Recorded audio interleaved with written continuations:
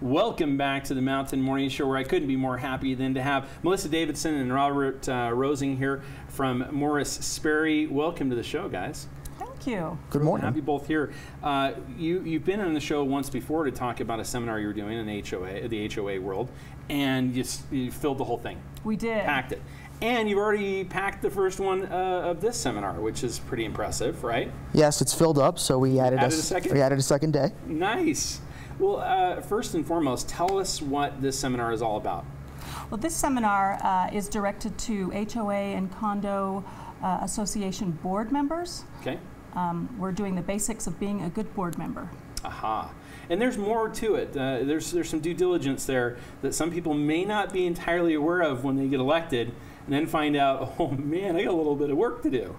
Yeah, it's actually pretty complicated. Yeah. And being a board member is a pretty significant investment of time and energy. And right. You know, sometimes it's not just a popularity contest, which a lot of people might think. In fact, sometimes you have to tell your neighbors they're doing things wrong. Yeah. We're going to double your assessments.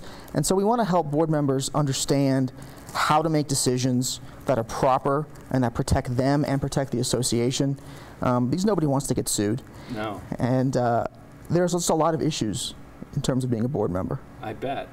Well, let's talk about, let's dig right into a little of the details. We just give some people kind of a little feeling of what they're going to experience at the seminar. So what are some of the things that are kind of the biggest controversial, roughest issues?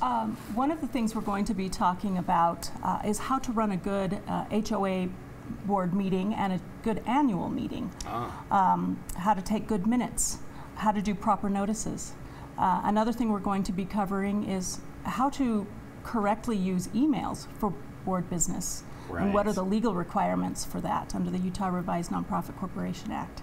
Yeah, that's something that we really need to think about. I mean, as you mentioned early out on this, the legal ramifications of the choices we make when it comes to HOAs, huge. But now that there's Freedom of Information Act and things where you can come after documents, especially emails, which you think are benign. I send this thing to my friend, he's the only one who's ever going to read it. No. Right? It's a whole different world, isn't it? Yes, we're going to talk about how private emails really are, or may not be. Wow, that's going to be pretty exciting for sure. So, when someone comes to this event, I guess I should ask you, the event runs from when to when? 6 to 8. Okay, so a couple hours. Couple hours. Okay. The first one is Tuesday. I think we're pretty much booked up. Right. And then Wednesday night again at Red Rock, down in Kimball. So good, solid couple of hours of information. You guys are going to pack in a lot. It sounds like we won't get everything because it's that complicated, isn't it? But we're going to get an awful lot of information. Yeah, we'll try and get the key information that every board member really should know out there and disseminated, and give them an opportunity to ask questions.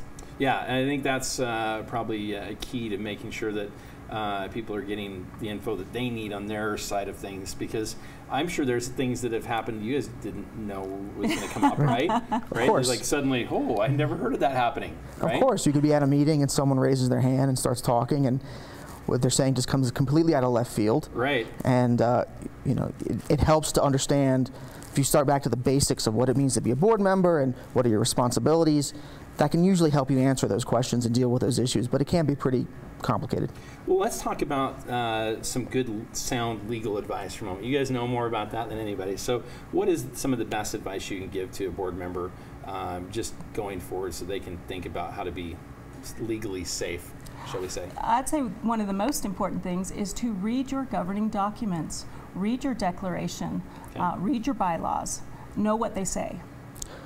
And I would say that, remember, most boards, they are nonprofit corporations. It's a business it's not designed to make money. It's designed to protect property values. But you want to make decisions in an informed way. You want to think about what you're doing, and try to run it, not to be being friendly is good, but you want to consider what you're doing in terms of, is this the right thing to do? Do I have the information I need to make a decision? And if I don't have the information I need to make a decision, how do I get that information? Right. Yeah, that's critical. I have to ask you this question. Is there moments where this can be funny and interesting from the perspective of the crazy things that people do with their homes? Absolutely. I've got to guess there that is. Absolutely. we are always surprised. Every time we think we've seen it all, Right? something else comes up and we are surprised. Yeah, someone's got an airplane in their backyard suddenly. And Something like that. wonder how they got it there. Yes. Right? I mean, there's strange things happen. My father called me last week and said, in his association, can people fly drones? Right. I don't know. That's a new one. It's a new one. It's, right? you know, drones are a new thing, and there was somebody flying a drone around through people's backyards. Wow. Can he do that? You know, is there a federal law that comes into play there? I actually didn't know, Yeah. and had to go look it up. But And it's changing fast. It's changing very fast. Yeah, so that's an interesting one. I'm sure there's going to be a lot of those kinds of things that come up. I had a friend in his HOA, and somebody did actually bring an airplane, put it in the backyard, that they're going to make it into a guest house. So, I bet the neighbors were excited Yeah, they about were that. Yeah, I bet they really loved it. especially because it was a no-fence neighborhood. So, you know, that made it all the more fun. But yeah, so strange things can happen, certainly. You guys are there to help educate people and protect them. And then going forward, there's always the opportunity to come to you for advice as an HOA, right? Absolutely. We represent owners, we represent associations, so people are welcome to give us a call. Yeah, tell me about the firm and where we get a hold of you. So the firm, our sole focus is community association law. Okay. And people are welcome to give us a call. Our Park City number is 435-575-9000. All right, and website address for you guys? It's www.morrissperry, which is MORRISSERR.